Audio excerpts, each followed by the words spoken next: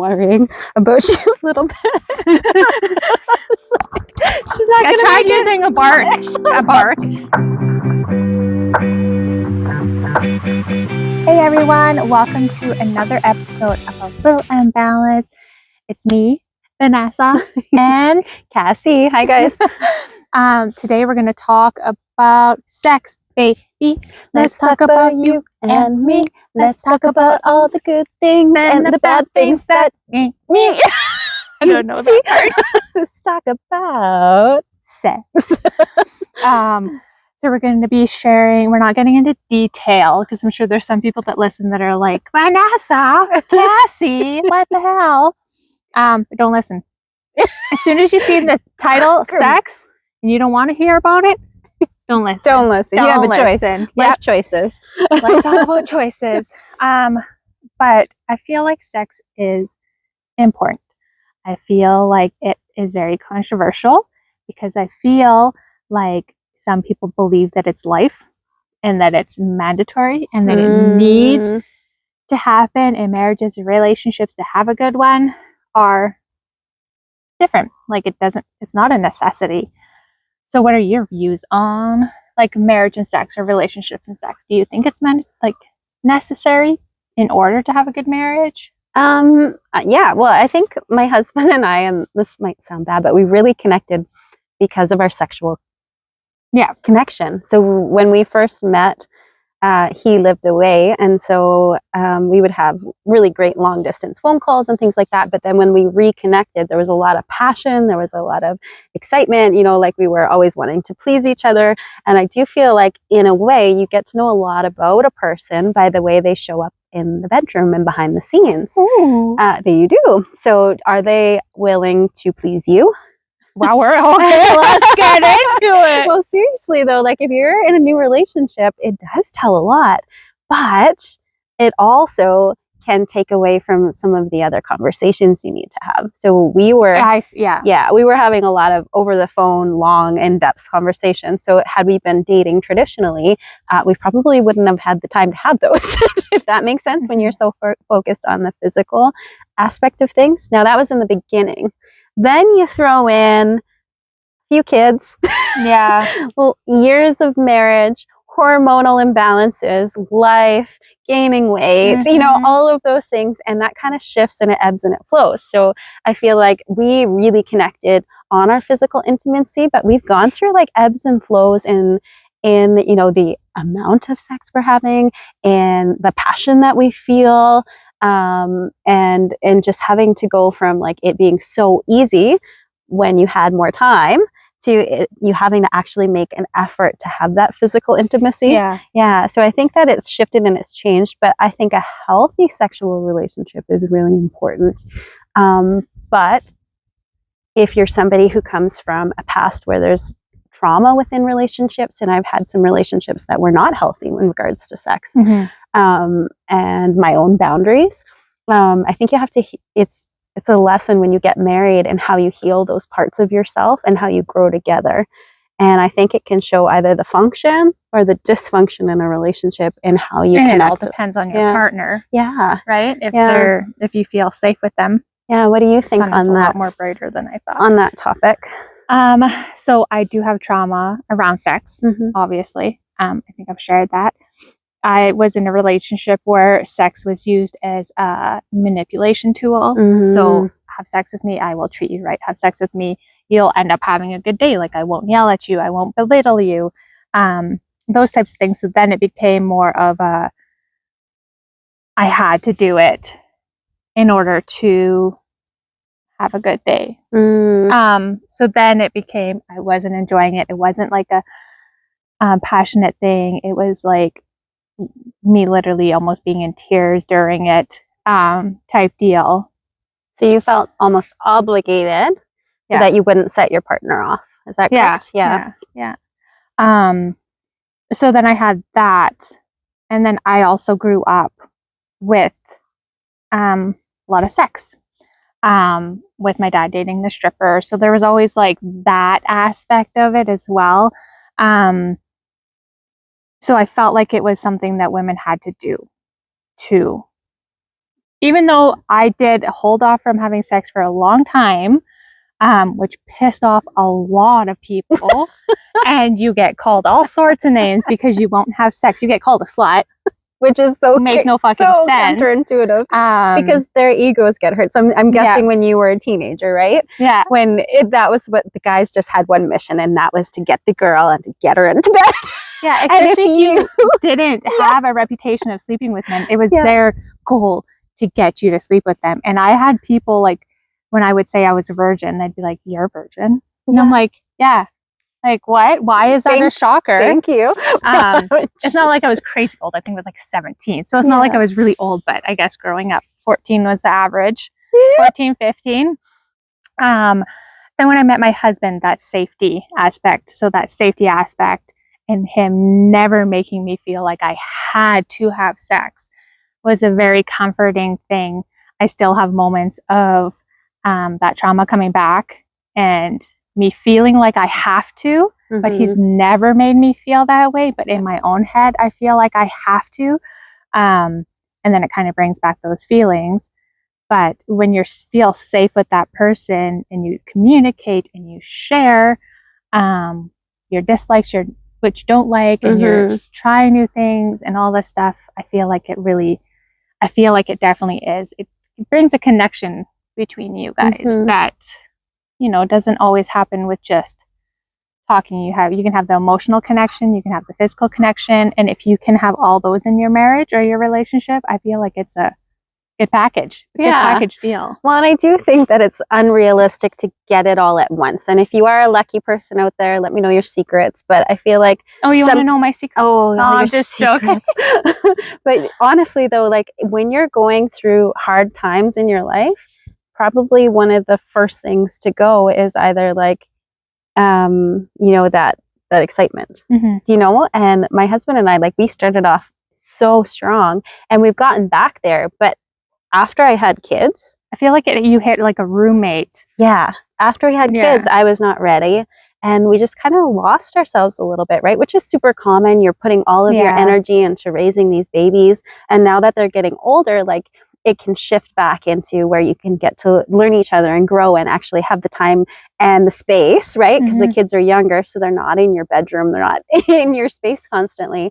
And I know that that's something that I look forward to is more date nights, because I think that too, for women, the intimacy for me anyways builds when we're talking and we're laughing together, or we've accomplished something together. Maybe whether it's like, and this is going to sound ridiculous, cleaning the house. Men, yes. If you're going to vacuum, you're going to help around the house, bring it on.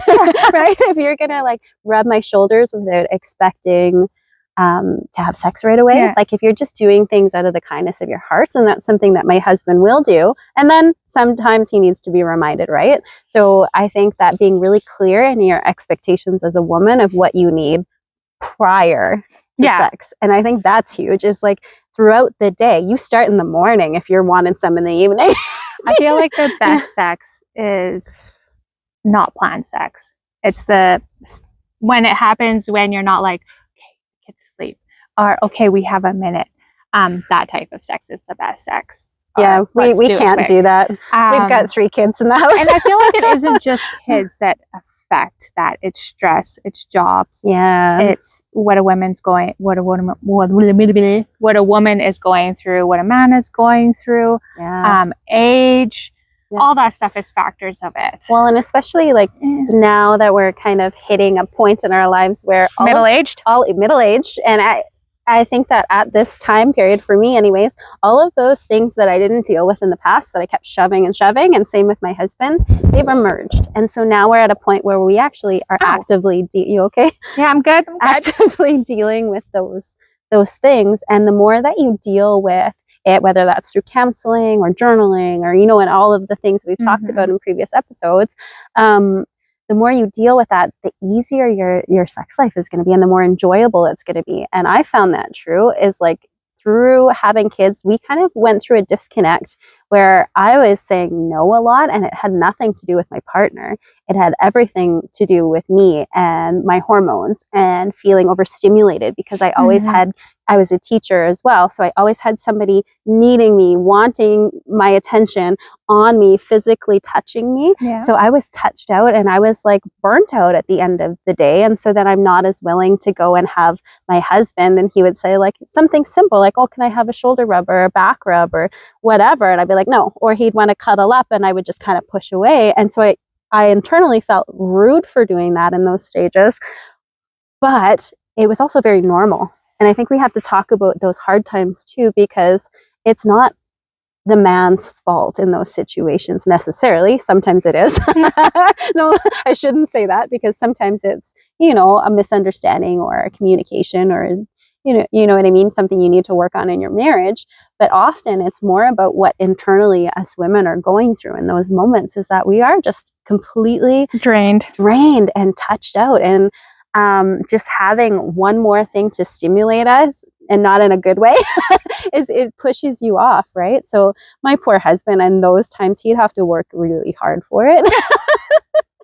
And so I felt bad for him, but I also needed to feel like it wasn't a chore for me. Yeah. It wasn't one more thing I needed to tick off my list. And the way that he does that now, and he's learned over time, and I'm obviously not in the same place anymore, but it's by doing the little things, taking something off of my plate, so I have the space and the freedom to be relaxed, so that I can then feel more intimate. Yeah. If that makes sense. So for me, that's really sexy when a man goes out and they take things off of your plate without you having to ask them to do it. Yeah. Yeah. And that's like the biggest turn on for me. You're going to go out and you're going to cook dinner, and my husband's a chef, so that's a big one for him. He uses food a lot. Yeah.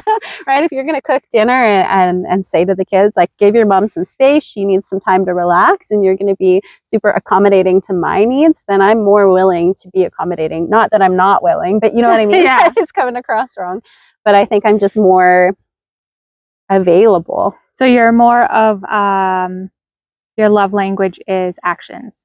I think so, because as a mom and when I was full-time teaching, I felt like I just had so many things in my brain that I had to give to everybody, that I never really got any me time. And then in the bedroom, it became one more thing that I had to do to give to somebody, so that I could then relax. Yep. If that makes sense. No, I get that. Yeah. And then in the home care, it was the same thing. It was, yeah. Yeah. And so I think like even making that shift where I went from full-time burnout to structuring my life in a way where I have more freedom in my day, it's really helped with that too. And I think that's not available to everybody, but if it is, that might be something to look into too, is, right, sometimes it is your job.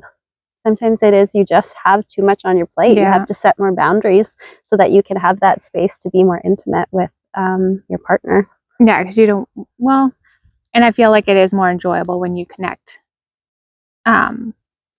more, I don't know how to explain. It's not like emotionally, but it is like you connect also physically, but when you feel safe with somebody. Yeah, and like that true passion and yes, love. And the passion, like that's the best time.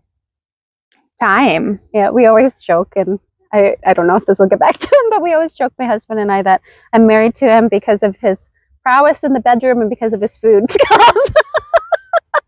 It's not an insult. I don't think why he would not like that comment.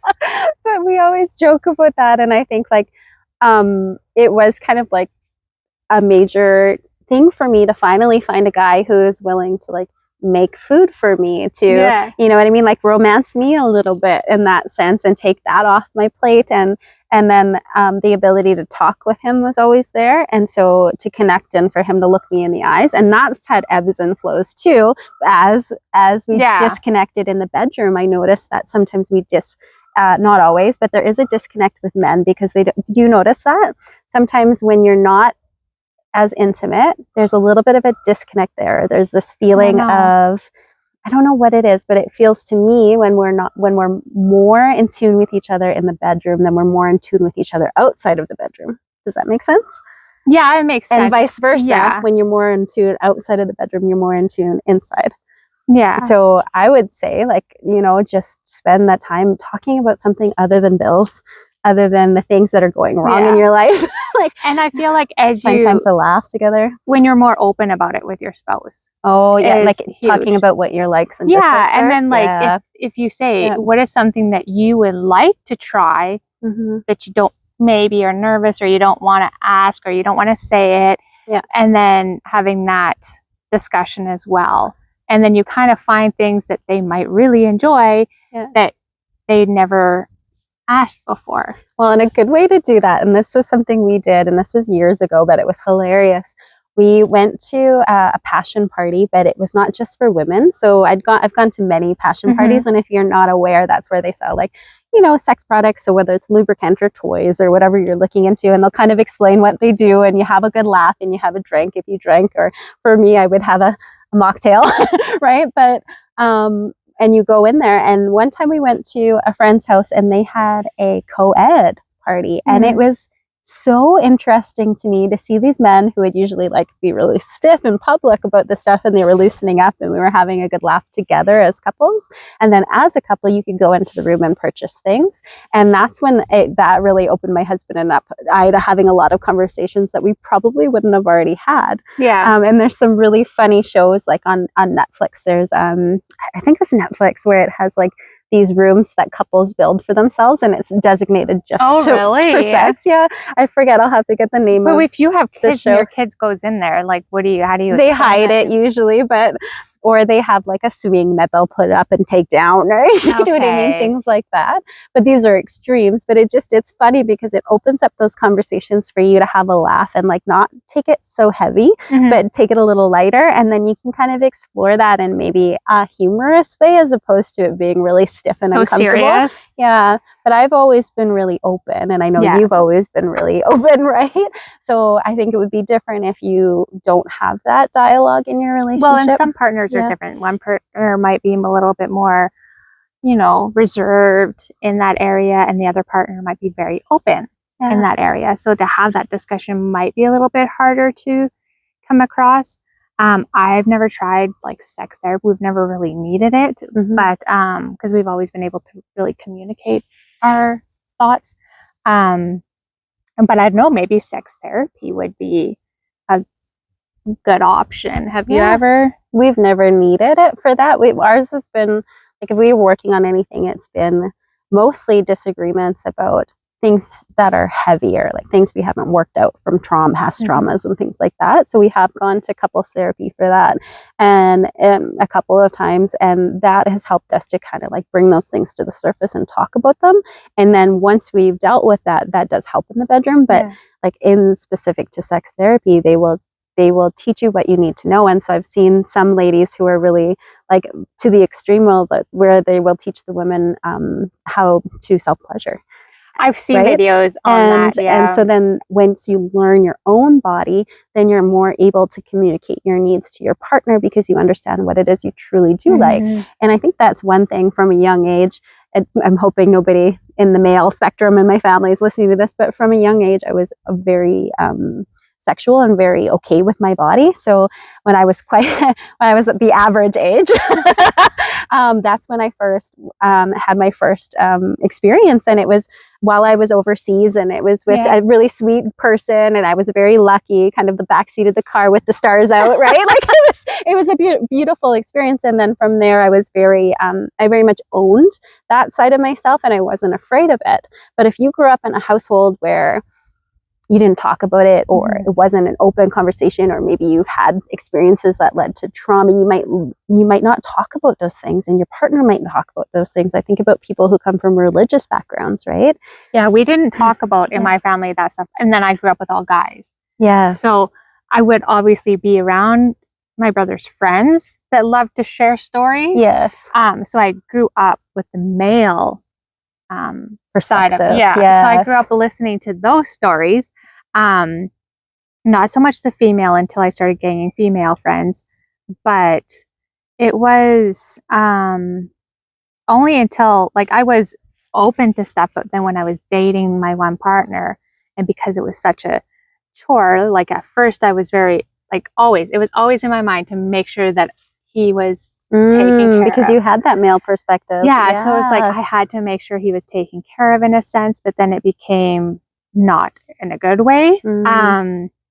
So once I found my safe partner, and because I think we hid like porn, right? Like it was we had access. It was a whole off-topics. other time. I guess with social media, kids would have access to that Yeah, now in a and different it was way. like, But yeah, so I grew up, I don't know if my dad would like me saying this, but there was pornography, right? Around. So so I'd always seen and experienced, and I knew, I just didn't know it in that light as like as a loving thing that people do. right. It was more of like just the act. And yes. Yeah. Yeah. The vulgar act. Yes. Yeah. And then so it was like a whole different view of it. And then it was never really talked about though. And then pornography with one of my partners was like we never discussed it. And it was never like a thing. And it was never like if you catch them watching it and it's like, no, I wasn't. It's like, it's fine. Just tell me. No, I wasn't. So it was like always like a denial. It was Something like hidden. It was like a secret. So it was bad. With my now husband, we've always been so open with everything that it just makes it so much better. So much more, you're not fighting over the stupid shit. You're not fighting over stuff that just really shouldn't be. I think if you're very open with each other and you're not hiding stuff, then it doesn't feel like it's a bad thing. Well, and I think too, like you brought up a good point, is your boundaries, what you're okay with, what you're not okay with. So in one, like in our household, we don't really, like occasionally, like with stuff like that, with pornography, like it's not our go-to. We try to connect more, but in past relationships, I have had boyfriends that, you know, really enjoyed that. And so I've been open to it, but I think that it's knowing what you're okay with and what to you feels like a violation. So especially now that there's things like OnlyFans and things like that, if I were to find out that somebody I was with was doing something like that, to me, that would be a violation of my trust. If they were hiding that from me or even doing it, that would be a no-go for me, because it's almost like you're blurring that line between your trust for your partner, right? Yeah. Like, and I think that would be, like, in my eyes, a form of cheating if they were doing that, because they're putting their emotional intention on other people, but other people might be okay with that. You might even have your own, right? Who knows? You never know. It just depends on what you're comfortable with, your boundaries, and where your fine line is, and being clear on that. Yeah. And setting those boundaries. And my husband is a little more traditional in that sense, right? Like but I think that was something we did have to discuss.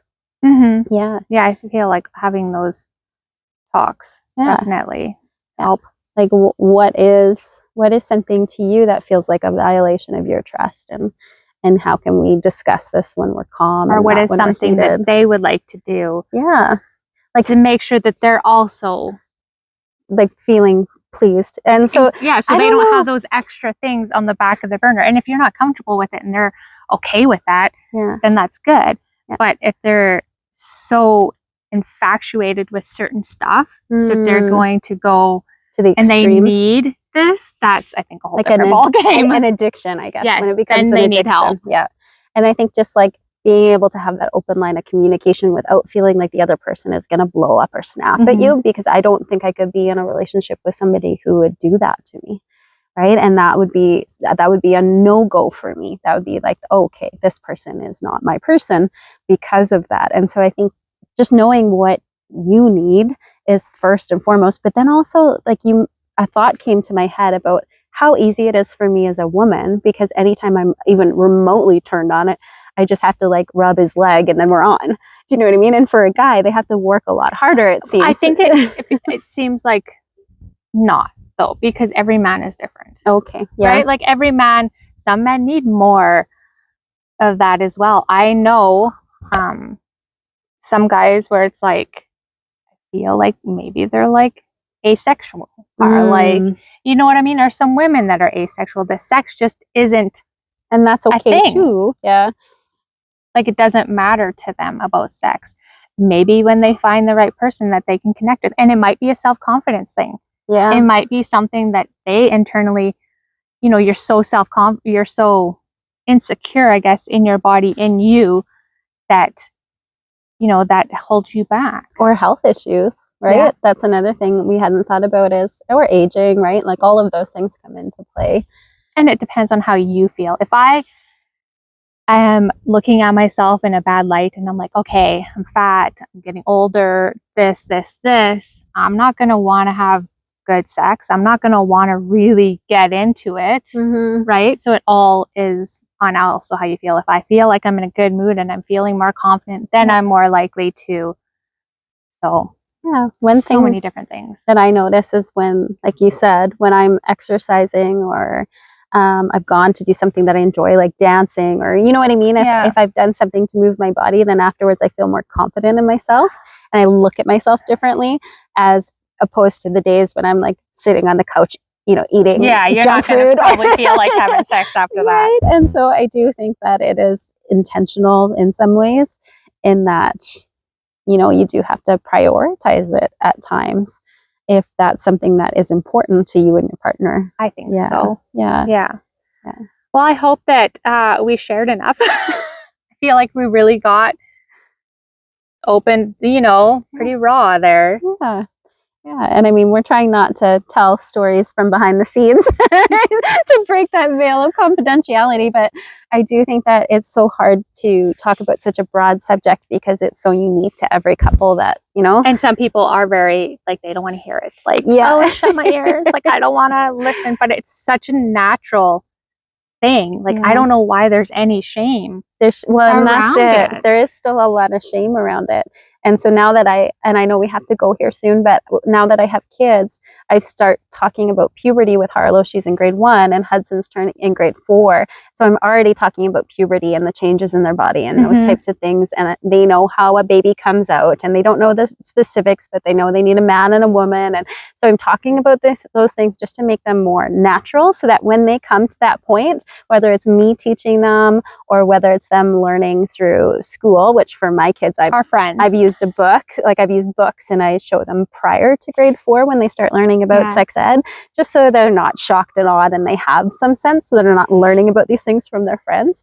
So I think like it's healthy to have those conversations. And there's no shame in it. And to search out like books and supports and to look online. There's so many YouTube videos out now. Like, and I think when you start talking about that in a healthy way, then they don't have the shame or the stigma, and they're not learning about what is healthy sex from porn or from their best buddies, uncles, sisters, cousin, right? So I think that that's important. But we hope that, you know, if anything comes up for you, that if you have a question, whether it's regards to women's health or sex, you reach out. We're always here to help. We're just sending you lots of love and lots of connection in the bedroom.